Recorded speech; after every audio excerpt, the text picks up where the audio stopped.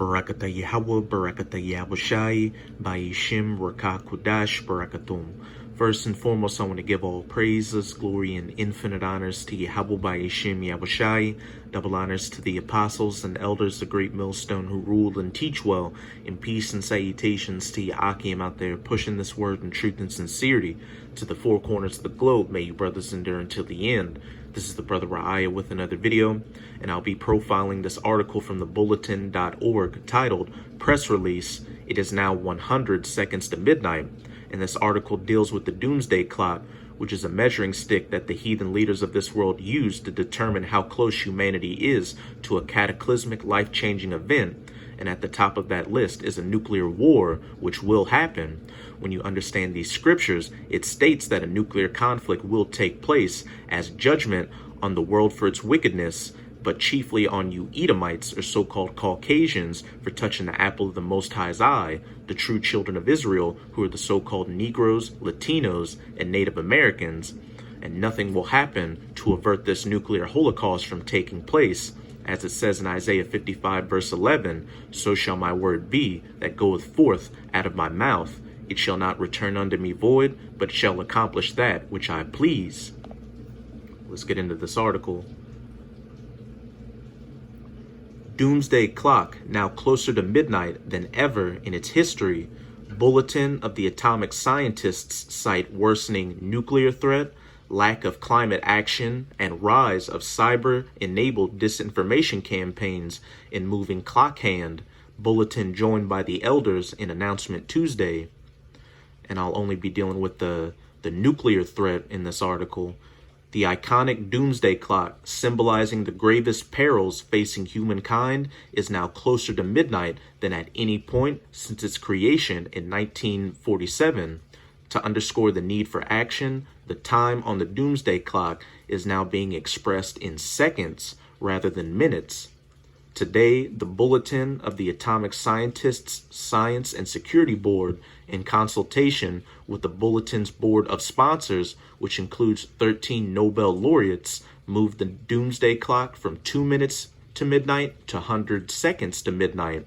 And hey, Apostle Tahar deemed 2020 to be the year of prophecy, and it's already started off with a bang. You had the U.S. assassinate that Iranian general Qasem Soleimani. The Iranians did a limited retaliatory strike on U.S. forces in Iraq. You have that coronavirus breakout in China.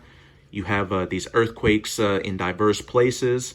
You have a lot of locusts eating up lands in Africa and India. The list goes on. And as we get closer and closer to Yahushai HaMashiach, whom the world ignorantly calls Jesus Christ, returning to save the elect of his people and putting the final nail in the coffin of the rulership of you heathens, only expect all these calamities to intensify. As the statement issued today by the Bulletin of the Atomic Scientists explains, humanity continues to face two simultaneous existential dangers: nuclear war and climate change, that are compounded by a threat multiplier, cyber-enabled information warfare that undercuts society's ability to respond.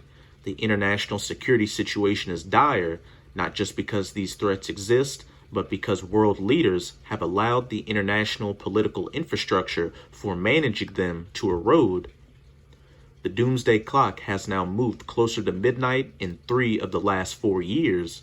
While the Doomsday Clock did not move in 2019, its minute hand was set forward in 2018 by 30 seconds to 2 minutes before midnight.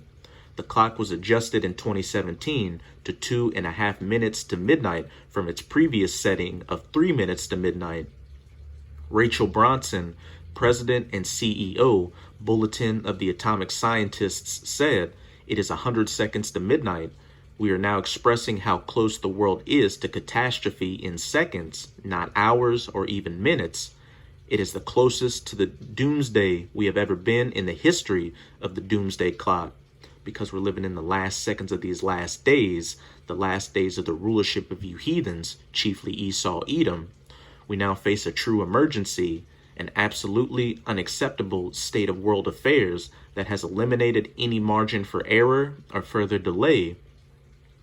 Former California Governor Jerry Brown Executive Chair, Bulletin of the Atomic Scientists said, dangerous rivalry and hostility among the superpowers increases the likelihood of nuclear blunder. Climate change just compounds the crisis. If there's ever a time to wake up, it's now. Skip this part. Former UN Secretary General Ban Ki-moon, Deputy Chair, the Elders, and former South Korean minister said, we share a common concern over the failure of the multilateral system to address the existential threats we face, from the U.S. withdrawal from the Paris Agreement and the Iran nuclear deal, to deadlock at nuclear disarmament talks and division at the UN Security Council. Our mechanisms for collaboration are being undermined when we need them the most. Former President of Ireland, Mary Robinson, Chair of the Elders and former UN High Commissioner for Human Rights, said, we ask world leaders to join us in 2020 as we work to pull humanity back from the brink. The doomsday clock now stands at 100 seconds to midnight, the most dangerous situation that humanity has ever faced. Now is the time to come together, to unite, and to act. The doomsday clock statement highlights three worsening factors. Nuclear weapons. In the nuclear realm, national leaders have ended or undermined several major arms control treaties and negotiations during the last year, creating an environment conducive to a renewed nuclear arms race, to the proliferation of nuclear weapons, and to lowered barriers to nuclear war. Political conflicts regarding nuclear programs in Iran and North Korea remain unresolved and are, if anything, worsening. U.S.-Russia cooperation on arms control and disarmament is all but non-existent, and that's because the U.S. and Russia are going to be the two main powers going at it when this nuclear war begins. Skip this. Come to here. At the same time, the doomsday clock statement also identifies possible action steps to turn back the hands of the clock. It's all futile. Again, Isaiah 55 verse 11, so shall my word be that goeth forth out of my mouth. It shall not return unto me void. U.S. and Russian leaders can return to the negotiating table to reinstate the INF Treaty or take other action to restrain an unnecessary arms race in medium-range missiles, extend the limits of the New START beyond 2021, seek further reduction in nuclear arms, discuss a lowering of the alert status of the nuclear arsenals of both countries, limit nuclear modernization programs that threaten to create a new nuclear arms race. And both the U.S. and Russia have begun building back up their nuclear arsenals and start talks on cyber warfare, missile defenses, the militarization of space, which all these different space forces that these heathens are building up is them trying to combat Yahushua HaMashiach when he returns, hypersonic technology, and the elimination of battlefield nuclear weapons. That's it with this article. Now let's get to some precepts showing the inevitability of this coming nuclear conflict.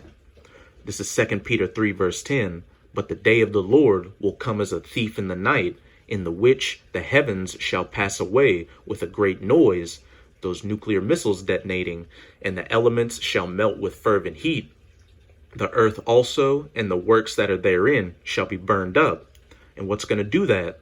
Those nuclear missiles, not volcanoes erupting across the planet. And a perfect visualization of this is that nuclear war scene from Terminator 2 Judgment Day.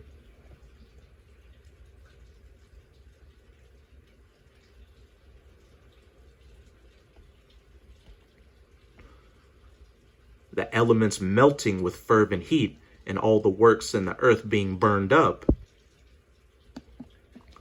And this nuclear destruction is going to take place when the elite rulers of this world, who are Edomites, such as the Rothschilds and the Rockefellers, mandatorily implement the mark of the beast, which is the RFID/NFC microchip implant. And after that, in the hour of temptation, that battle in the Valley of Jehoshaphat, or that War of Armageddon in the Middle East is going to really kick off, then these nuclear missiles are going to start flying. And in the midst of all that, Yahushua HaMashiach is going to return to save the elect of his people, the so-called Negroes, Latinos, and Native Americans, as well as the Israelite foreigners who look like these heathen nations, and bring total war to you heathens by shooting that concentrated heat onto you from the fathership chariot, those so-called laser beams. This is Job 20. I'm going to read verse 23 to 26. When he is about to fill his belly, after the elites have mandatorily implemented the mark of the beast, they think that they've finally accomplished their new world order, so they're going to sit at their table and eat the fruits of their labors, or so they believe. The Most High shall cast the fury of his wrath upon him, and shall rain it upon him while he is eating. Those nuclear missiles getting shot to the ends of the earth. He shall flee from the iron weapon, and the bow of steel shall strike him through. Those nuclear missiles, because what you have to remember is that when the prophets saw these visions thousands of years ago, they didn't know what a nuclear-tipped ICBM was, so they had to describe it the best way they could with what they knew during their times, weapons of war, such as iron weapons, bows of steel, glittering swords, flying swords, arrows, spears, javelins, chariots, horsemen, you name it. It is drawn and cometh out of the body. Yeah, the glittering sword cometh out of his gall. Terrors are upon him. All darkness shall be hid in his secret places. A fire not blown shall consume him. It shall go ill with him that is left in his tabernacle. Everywhere you Edomites dwell is going to get hit with a nuclear missile. But the main place that is going to get hit and completely wiped off the face of the earth by these nuclear missiles is your chief place of operations, your mother base, the United States of America, which is biblically known as Babylon the Great, as well as spiritual Sodom and Egypt, as pursuant to Revelation 11, verse 8, that whore that rides upon the beast in Revelation chapter 17. This is 2nd Esdras chapter 15 in the Apocrypha. I'm going to start at verse 37. And there shall be great fearfulness and trembling upon the earth, and they that see the wrath shall be afraid, and trembling shall come upon them.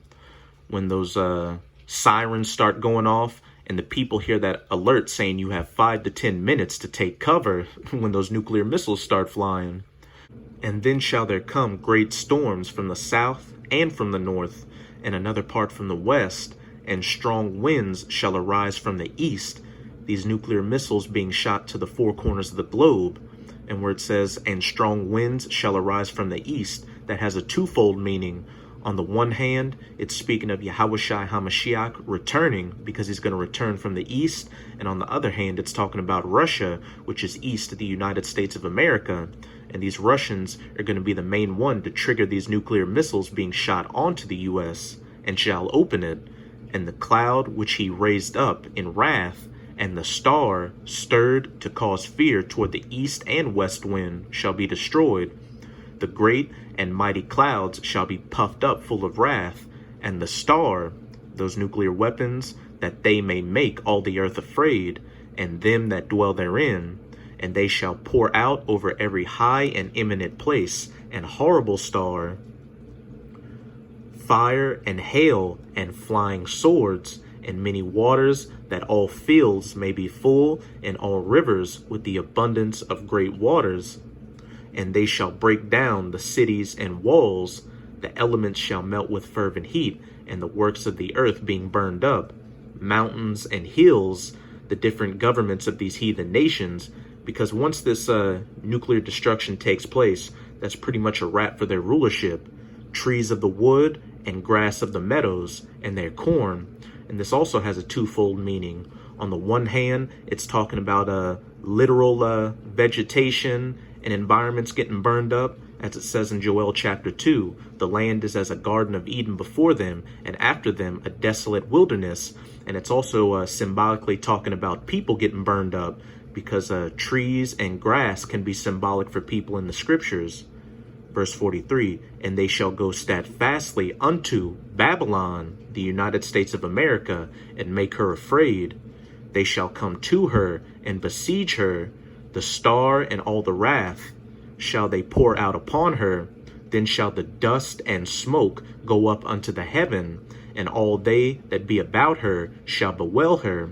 As it says in Revelation chapter 18, the kings and the merchants of the earth shall bewail her from seeing the smoke of her burning, because they'll no longer be able to make merchandise of her.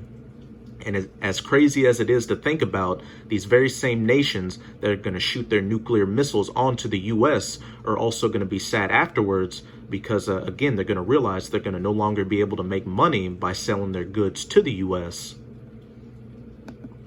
This is Jeremiah 51. I'm going to start at verse 1. Thus saith Yahweh, Behold, I will raise up against Babylon and against them that dwell in the midst of them that rise up against me, a destroying wind, that nuclear destruction, and I will send unto Babylon fanners that shall fan her and shall empty her land, for in the day of trouble they shall be against her round about. And again, it's going to mainly be Russia leading this nuclear destruction against the U.S., and not only is it going to be Russia and its allies going against the U.S., but it's also going to be the U.S.'s allies, which are going to turn against her in that day and ally themselves with Russia. I'm going to jump down to verse 11. Make bright the arrows, gather the shields. Yahweh hath raised up the spirit of the kings of the Medes, the Russians. The Russians are known as the Medes in the scriptures, as well as Gog in Ezekiel chapter 38, and the north country in Jeremiah 50 verse 9. For his device is against Babylon to destroy it, because it is the vengeance of Yahweh, the vengeance of his temple. And the reason the destruction of Babylon the Great, or America, that spiritual Egypt, is mentioned so many times in the scriptures is because Babylon was the main place of torment and hardcore bondage for the 12 tribes of Israel. Set up the standard upon the walls of Babylon, make the watch strong, set up the watchmen, prepare the ambushes, for Yahweh hath both devised and done that which he spake against the inhabitants of Babylon, mainly you Edomites, O thou that dwellest upon many waters. And these waters are symbolic for people, because of all these different nations that live in Babylon, what's America known as, the great melting pot, abundant in treasures. What's America also known as, the land of opportunity, the city whose streets are paved with gold. Thine end is come, and the measure of thy covetousness. And after these nuclear missiles hit Babylon the Great, which are going to be 200 million, it's going to be turned into a desolate wasteland where no man is ever going to set his foot on again. I'm going to close it out in Isaiah 13, verse 17 to 20. Behold, I will stir up the Medes, again those Russians, against them, which shall not regard silver, and as for gold, they shall not delight in it. And when the Most High puts the spirit on these Russians to shoot those nukes onto the U.S., nothing's going to stop them from shooting those nukes. No peace treaties or nuclear weapons bans. Their bows also shall dash the young men to pieces. And those bows are the silos that these arrows or nuclear missiles are going to get shot out of. And they shall have no pity on the fruit of the womb. Their eyes shall not spare children. And Babylon, the glory of kingdoms, the beauty of the Chaldees' excellency, shall be as when the Most High overthrew Sodom and Gomorrah. And the Most High overthrew ancient Sodom and Gomorrah with fire and brimstone from the sky. And he's going to overthrow this modern Sodom and Gomorrah with modern fire and brimstone from the sky, those nuclear-tipped ICBMs.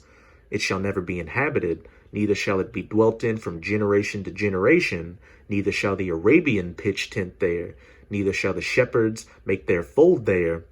It's going to be a desolate wasteland from sea to shining sea, and stand as a memorial as to what a wicked kingdom looks like and how not to govern the earth. And we know this isn't talking about ancient Babylon, because there's still people in ancient Babylon, which is modern-day Iraq.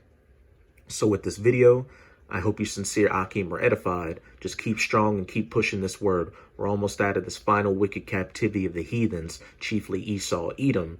And as always, I'm going to say Abba Bal, Kwam Yasharala. Till next time, Shalom.